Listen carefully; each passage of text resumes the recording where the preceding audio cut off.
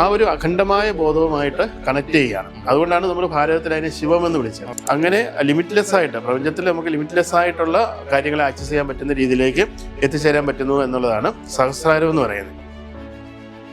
ഗുരുജി, നമ്മളിങ്ങനെ അങ്ങനെ പടി 6 കടന്ന് നമ്മൾ 6 ചക്രങ്ങളും താണ്ടി നമ്മൾ അവസാനം നമ്മൾ 7ാമത്തെ ചക്രമായ സഹസ്രാരത്തിലേക്ക്, അതായത് കുണ്ടലിനിയുടെ ഇരിപ്പിടം എന്ന് പറയപ്പെടുന്ന സഹസ്രാരത്തിലേക്ക് എത്തുകയാണ്. അപ്പം സഹസ്രാരത്തെ കുറിച്ചൊന്ന് കുറിച്ച് നമുക്ക് ഗുരുജിയോടൊന്ന് സംസാരിക്കാം. തീർച്ചയായിട്ടും കുണ്ടലിനിയുടെ ഇരിപ്പിടം എന്ന് പറയുന്നത് മൂലാധാരമാണ്.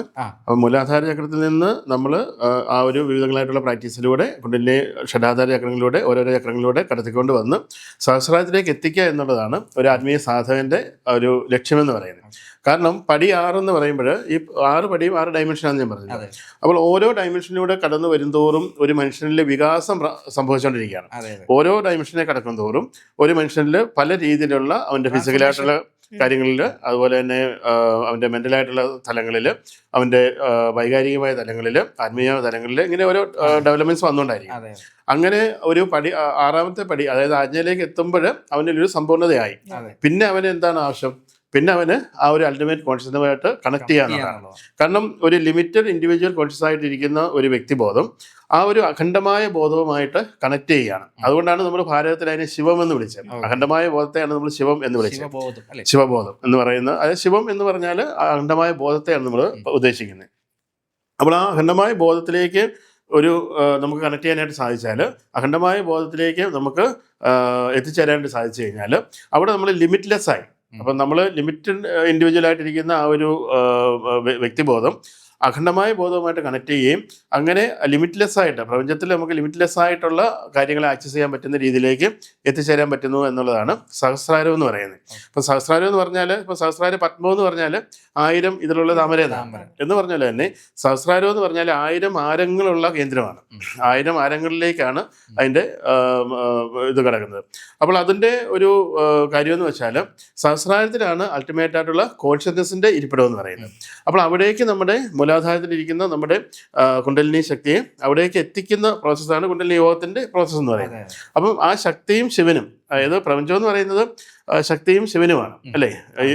ഇവിടെ അൾട്ടിമേറ്റ് ആയിട്ട് നമ്മൾ ഏറ്റവും സൂക്ഷ്മതലത്തിൽ നോക്കിക്കഴിഞ്ഞാൽ ഇവിടെ ഉള്ളതെന്ന് പറയുന്നത് എനർജിയും അതുപോലെ തന്നെ കോൺഷ്യസ്നെസ്സുമാണ്. മാറ്ററായിട്ട് പരിണമിക്കുന്നത് ഈ കോൺഷ്യസ് ആയിട്ടുള്ള എനർജിയാണ്. ചുമ്മാ ഒരു എനർജിക്ക് മാറ്റാൻ പറ്റില്ല. അപ്പോൾ മാറ്ററായി പരിണമിച്ചുകൊണ്ടിരിക്കുന്നത് ഈ പറഞ്ഞ കോൺഷ്യസ് ആയിട്ടുള്ള എനർജിയാണ്. അപ്പോൾ ആ കോൺഷ്യസ്നെസ്സും എനർജിയും തമ്മിൽ ഒന്നായി തീരുന്ന, അല്ലെ ഒരു വ്യക്തിയിൽ ഒന്നായി തീരുന്ന ആ ഒരു ഘട്ടമാണ് സഹസ്രാരം എന്ന് പറയുന്നത്. അപ്പോൾ അവിടേക്ക് ഒരു വ്യക്തി എത്തുക എന്ന് പറഞ്ഞാൽ ആ ഒരു അൾട്ടിമേറ്റ് കോൺഷ്യസ്നെസ്സിന്റെ അവസ്ഥയെ അറിയുന്നു എന്നുള്ളതാണ്. എന്ന് വെച്ചാൽ പിന്നെ അവന് അറിയാനായിട്ട് ഒന്നുമില്ല. എന്തിനെ അറിഞ്ഞാൽ മറ്റൊന്നിനെയും അറിയേണ്ടതായിട്ടില്ലയോ, അതാണ് ശരിക്കും പറഞ്ഞാൽ സഹസ്രാരത്തിലേക്ക് എത്തുന്ന ഒരു വ്യക്തിയിൽ സംഭവിക്കുന്ന ആ ഒരു പരിണാമം എന്ന് പറയുന്നത്. അപ്പോൾ അവിടെ എത്തിക്കഴിഞ്ഞാൽ നമ്മളെ സംബന്ധിച്ചിടത്തോളം നമ്മൾ ലിമിറ്റ്ലെസ് ആവുന്നു. നമുക്ക് ദേശത്തിൻ്റെയോ കാലത്തിൻ്റെയോ ഒന്നും അതിരുകളില്ല. എന്ന് വെച്ചാൽ അതിന് മുന്നേ തന്നെ നമ്മൾ മണികൂലം കിടക്കുമ്പം നമ്മളുടെ ആശയങ്ങളും വിശ്വാസങ്ങളും ആകുന്ന തലങ്ങളെയൊക്കെ നമ്മൾ മറികടക്കും. അവിടെ നമ്മൾ ആ ഒരു അൺകണ്ടീഷണൽ ആയിട്ടുള്ള സ്നേഹവും കാരുണ്യമുള്ള മനുഷ്യത്വമുള്ള വ്യക്തികളായി മാറും. അവിടെ നമുക്ക് വിശുദ്ധിയിലേക്ക് വരുമ്പോൾ ആ ഒരു കമ്മ്യൂണിക്കേഷൻ ഇൻ്റഗ്രേഷൻ സംഭവിക്കും. അവിടുന്ന് ആജ്ഞയിലേക്ക് വരുമ്പോൾ ആ ഒരു കൺട്രോൾ നമ്മളിൽ സംഭവിക്കും. അവിടെ നിന്ന് നമ്മൾ സഹസ്രാരത്തിലേക്ക് എത്തുക എന്ന് പറഞ്ഞാൽ, സാധാരണഗതിയിൽ സഹസ്രാരത്തിലേക്ക് എത്തുക എന്ന് പറയുന്നത് അത്ര എളുപ്പമുള്ള സംഗതിയല്ല. അത് വളരെ വലിയ സാധനയിലൂടെ മാത്രം പറ്റുന്നൊരു കാര്യമാണ്. പക്ഷേങ്കിൽ ആ കുണ്ടലിനി ശക്തിയെ ആ സഹസ്രാരത്തിലേക്ക് നമ്മൾ എത്തിച്ചു കഴിയുമ്പോൾ അവിടെ ഉണ്ടാകുന്ന ആ ഒരു ലയം, ആ ഒരു ആനന്ദം എന്ന് പറയുന്നത് വളരെ വലുതാണ്. എന്ന് വെച്ച് കഴിഞ്ഞാൽ അവിടെയാണ് ശരിക്കും സമാധിയുടെ അവസ്ഥ എന്ന് പറയുന്നത്. ശരിക്കും സമാധിയുടെ അല്ലെങ്കിൽ ആ പരമാനന്ദത്തിൻ്റെ അവസ്ഥ എന്ന് പറയുന്നത് ഒരു വ്യക്തിയിൽ സംജാതമാകുന്നത് ഈ സഹസ്രാരത്തിലേക്ക് നമ്മൾ എത്തുമ്പോഴാണ്. അപ്പോൾ അവിടെ സഹസ്രാരത്തിൽ ഏറ്റവും അൾട്ടിമേറ്റ് ആയിട്ടെന്ന് പറഞ്ഞാൽ അതിനപ്പുറമായിട്ട് ഈ പ്രപഞ്ചത്തിൽ ഒന്നുമില്ല. അപ്പം ഏതൊരു മനുഷ്യനും തേടുന്നത് ആ ഒരു നിത്യമായിട്ടുള്ള ആ ഒരു മോക്ഷമാണ് അല്ലേ. ആ മോക്ഷത്തിന്റെ അവസ്ഥ തന്നെയാണ് സഹസ്രാരത്തിലേക്ക് എത്തുന്ന ഒരു വ്യക്തിയിൽ സംഭവിക്കുന്നത്. പിന്നെ ആ വ്യക്തിയിൽ ഒരു പക്ഷേങ്കിൽ അടുത്ത ജന്മങ്ങളുടെ പോലും അല്ലെങ്കിൽ പുനർജന്മങ്ങൾ എടുക്കേണ്ട പോലും ആവശ്യമില്ല. കാരണം ആ ജന്മം പൂർണ്ണമായി. അപ്പോൾ അതുകൊണ്ടാണ് ദീക്ഷ എടുത്തവനെ മോക്ഷമുള്ളൂ എന്ന് പറയുന്നത്. അപ്പം ദീക്ഷ എടുത്താൽ മാത്രമേ അവന് ഈ പടിയാറും കടന്ന് സഹസ്രാരത്തിലേക്ക് എത്താൻ പറ്റുള്ളൂ. അങ്ങനെ എത്തുന്ന ഒരു വ്യക്തിയെ സംബന്ധിച്ചിടത്തോളം അവന് പിന്നീട് ഒരു തിരിഞ്ഞു പോകേണ്ട ആവശ്യമോ അല്ലെങ്കിൽ അവന് ആ പരമാനന്ദത്തെ അറിഞ്ഞു കഴിഞ്ഞാൽ അവന് പിന്നെ ഈ ലൗകികമായ ഒരു ആനന്ദ ആനന്ദത്തിൻ്റെയും ആവശ്യമില്ല എന്നുള്ളതാണ്. ഇപ്പം സഹസ്രാരത്തിലേക്ക് എത്തുന്ന ഒരു വ്യക്തി, അതുകൊണ്ടാണ് അവിടെ എത്തിക്കഴിഞ്ഞാൽ ഈ ലൗകികമായ കാര്യങ്ങളെയൊക്കെ നമുക്ക് വളരെ നിസ്സാരമായിട്ട് നമുക്ക് തോന്നും. ഇപ്പം നമുക്ക് പണമാണെങ്കിലും അല്ലെങ്കിൽ സെക്സ് ആണെങ്കിലും അല്ലെങ്കിൽ മറ്റ് ബന്ധങ്ങളാണെങ്കിലും ഇതൊക്കെ നമ്മളെ സംബന്ധിച്ചിടത്തോളം എന്താണ്, വളരെ നിസ്സാരമായിട്ടുള്ള ഒരു തലമാണ്. അപ്പം ആ ഒരു തലത്തെ, അതിൻ്റെയൊക്കെ ഉന്നതമായ തലത്തെ അനുഭവിച്ച ഒരു വ്യക്തി എന്നുള്ള നിലയിൽ ആ തലത്തിലേക്ക് എത്തിച്ചേർന്ന് കഴിഞ്ഞാൽ പിന്നീട് നമുക്ക് ലൗകികമായ കാര്യങ്ങളോടൊക്കെ വിരക്തിയെന്ന് നമുക്ക് പറയാൻ പറ്റില്ല. അതൊക്കെ എന്ന് പറഞ്ഞു കഴിഞ്ഞാൽ നമുക്കൊരു വളരെ നിസ്സാരമായിട്ടുള്ള ഒരു തലത്തിലേക്ക് നമ്മൾ അതിനെ കാണും എന്നുള്ളതാണ്. ഇതിനേക്കാളും പരമാനന്ദമാണ് നമ്മുടെ നമുക്കിപ്പോൾ എന്തിൽ നിന്നും കിട്ടുന്നത്, ഇപ്പോൾ ലൗകികമായ ഏതൊരു കാര്യത്തിൽ നിന്നും കിട്ടുന്ന, അതായത് ഇപ്പം ഞാൻ പറഞ്ഞ പോലെ ധനത്തിൽ നിന്നാണെങ്കിലും അല്ലെങ്കിൽ ധനം കൊണ്ട് നമുക്ക് നേടുന്ന സൗഭാഗ്യങ്ങൾ, അതുപോലെ തന്നെ സെക്സിലൂടെ കിട്ടുന്ന ആ സന്തോഷം, അങ്ങനെ എന്തിലൂടെ നമുക്ക് ഈ പറഞ്ഞ ഭൗതികമായ കാര്യങ്ങളിലൂടെ നമുക്ക് കിട്ടുന്ന ഏതൊരു സൗകര്യങ്ങളെക്കാട്ടിലും അല്ലെങ്കിൽ ഏതൊരു സന്തോഷങ്ങളെക്കാട്ടിലും ഉന്നതമായ ആനന്ദാവസ്ഥയാണ് നമുക്ക് സഹസ്രാരത്തിലേക്ക് കിട്ടുന്നത്. എന്ന് വെച്ചാൽ ഭൗതികമായിട്ട് നമുക്ക് കിട്ടുന്ന സന്തോഷമാണ്, അല്ലേ, ഒരു മനസ്സിനുള്ള ഹാപ്പിനെസ്, സന്തോഷം, ആ ഒരു തലമാണ്. പക്ഷേ പരമമായ ആനന്ദം എന്ന് പറയുന്നത് മറ്റൊരു തലമാണ്. അത് നമ്മളിൽ സംഭവിക്കുകയാണ്. അത് നമുക്ക് പറഞ്ഞു തരാൻ പറ്റില്ല. കാരണം ലാവോസ് തന്നെ പറഞ്ഞ പോലെ പറയപ്പെട്ട താവോ അല്ലെന്നാണ് പറയുന്നത്. കാരണം നമ്മളുടെ ആ എക്സ്പീരിയൻസ് നമ്മൾ പറഞ്ഞു കഴിഞ്ഞാൽ അത് അവിടെ വേറെ ഒന്നായി മാറും. ഓഷോ അത് കൃത്യമായിട്ട് ഡിഫൈൻ ചെയ്തിട്ടുണ്ട്, അല്ലേ. ഓഷോ കൃത്യമായിട്ട് പറഞ്ഞിട്ടുണ്ട്, നമ്മളുടെ ആത്മീയ അനുഭവം എന്ന് പറയുന്നത് ഓരോ വ്യക്തികളിലും ഉണ്ടാകുന്ന ആത്മീയ അനുഭവങ്ങൾ എന്ന് പറയുന്നത് അയാളുടെ മാത്രമാണത്. ഇപ്പം എൻ്റെ ആത്മീയ അനുഭവത്തെ എനിക്ക് എക്സ്പ്ലെയിൻ ചെയ്ത് നിങ്ങളെ മനസ്സിലാക്കാൻ പറ്റില്ല. കാരണം നിങ്ങളെ സംഭവിക്കണം. എപ്പോഴെങ്കിലും നിങ്ങളെ സംഭവിക്കുമ്പോഴാണ് ഇതായിരുന്നു ആ അവസ്ഥയെന്ന് നമുക്ക് മനസ്സിലാവുന്നത്.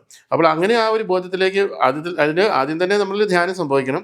ആ ധ്യാനം സംഭവിച്ച് ധ്യാനത്തിലൂടെ കടന്ന് ഓരോ പടികളെ കടന്ന് ഈ പടിയാറും കടന്ന് അവിടെ ചെല്ലുമ്പോഴാണ് നമുക്ക് ഭഗവാനെ കാണാനായിട്ട് പറ്റുന്നത്. അതുകൊണ്ടാണല്ലോ നമ്മുടെ ശ്രീനാരായണ ഗുരുദേവനൊക്കെ ആ രീതിയിൽ പറഞ്ഞിട്ടുള്ളത്, പടിയാറും കടന്നാൽ ഭഗവാനെ കാണാം എന്ന് പറഞ്ഞു വെച്ചിട്ടുള്ളത്. അദ്ദേഹമൊക്കെ എത്ര പ്രാക്തനമായിട്ടാണ് അതിനെപ്പറ്റി പറഞ്ഞിട്ടുള്ളതെന്ന് അറിയേണ്ട കാര്യങ്ങളാണ്. ഈ ചക്രങ്ങളെ പറ്റിയും ഈ കാര്യങ്ങളെ പറ്റിയൊക്കെ വളരെ വലിയ പഠനങ്ങളും വളരെ വലിയ എന്നാ പറയുന്നത്, അറിവെന്ന് പറയാൻ പറ്റില്ല, അതിന് ആത്മജ്ഞാനമുള്ള ആളുകളാണ് അവരൊക്കെ. അപ്പോൾ എല്ലാ ഗുരുക്കന്മാരെയും നോക്കിക്കഴിഞ്ഞാൽ അറിയാം, വളരെ വിശദമായിട്ട് പറഞ്ഞിട്ടുണ്ട്. ഇത് നമ്മൾ നോക്കുന്ന സമയത്ത് ഇത് നമ്മുടെ പൗരാണിക ഭാരതീയ സംസ്കാരത്തിൽ മാത്രമേ ഉള്ളതെന്നാണ് നമ്മൾ കരുതുന്നത്. പക്ഷെ അങ്ങനെയല്ല. നമുക്കിപ്പോൾ സെമിറ്റിക് മതങ്ങളിലേക്കൊക്കെ നോക്കിക്കഴിഞ്ഞാൽ ഇപ്പം ബൈബിളിലാണെങ്കിലും മറ്റു മതങ്ങളുടെ ഗ്രന്ഥങ്ങളിലാണെങ്കിലും ഒക്കെ, ഇപ്പം ബുദ്ധിസത്തിലാണെങ്കിലും ഒക്കെ നമ്മൾ ഈ ചക്രങ്ങളെ പറ്റിയൊക്കെ കണക്ട് ചെയ്തിട്ടാണ് അതിനകത്തൊക്കെ പറഞ്ഞിട്ടുള്ളത്. അത് കൃത്യമായിട്ട് പഠിച്ചിട്ടുള്ള ആളുകളെ സംബന്ധിച്ചിടത്തോളം അവർക്ക് അതിനെപ്പറ്റി അറിയാം. ഇപ്പം ബൈബിളിലൊക്കെ വളരെ പഠനങ്ങൾ നടത്തിയിട്ടുള്ള ആളുകളെ സംബന്ധിച്ചിടത്തോളം അതിൽ ഈ കാര്യങ്ങളെ പറ്റി പറഞ്ഞിട്ടുണ്ട്. ഈ ചക്രങ്ങളെ പറ്റിയും ഈ ഡൈമെൻഷനെ പറ്റിയൊക്കെ അതിനകത്ത് പറഞ്ഞിട്ടുണ്ട്. അതെല്ലാം ഇതുമായിട്ട് കണക്റ്റഡ് ആണ്. ഇപ്പം എല്ലാവർക്കും ഓരോ ആളുകൾക്കും ആവശ്യമുള്ളത് മാത്രം നമ്മൾ കൊടുത്താൽ മതി. അപ്പം എല്ലാവർക്കും എല്ലാം കൊടുക്കേണ്ട ആവശ്യമില്ല. കാരണം അത് ഉൾക്കൊള്ളാൻ പറ്റില്ല. ഈ പറഞ്ഞ കാര്യങ്ങളൊക്കെ എല്ലാ മതങ്ങളിലും പറയപ്പെട്ടിട്ടുണ്ട്. അപ്പം അതിനെപ്പറ്റി ആഴത്തിൽ പഠിക്കുന്ന ആളുകൾക്ക് അത് വ്യക്തമായിട്ട് അറിയാം. ആഴത്തിൽ പഠിച്ചു വരുമ്പം എല്ലാ മതഗ്രന്ഥങ്ങളെയും ഒന്നിച്ച് നമുക്ക് കമ്പയർ ചെയ്യാൻ പറ്റും. പല പോയിന്റുകൾ നമുക്ക് കമ്പയർ ചെയ്യാൻ പറ്റും. Yasha Living, synchronizing the art, tactics and spirituality.